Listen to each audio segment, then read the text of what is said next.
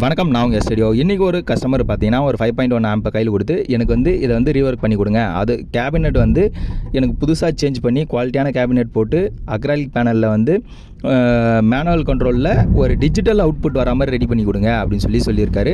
நம்ம இதுக்காக FT03 mini decoder use பண்ணி இந்த ஆம்ப் வந்து ரெடி பண்ண போகிறோம். ஸோ இதில் வந்து என்ன தேவைப்படும் அப்படின்னு சொல்லிட்டு நம்ம ஓப்பன் பண்ணி எது நல்லாயிருக்கோ அதை மட்டும் எடுத்துகிட்டு புதுசாக போட்டு ரெடி பண்ண போகிறோம் மிச்சத்தை.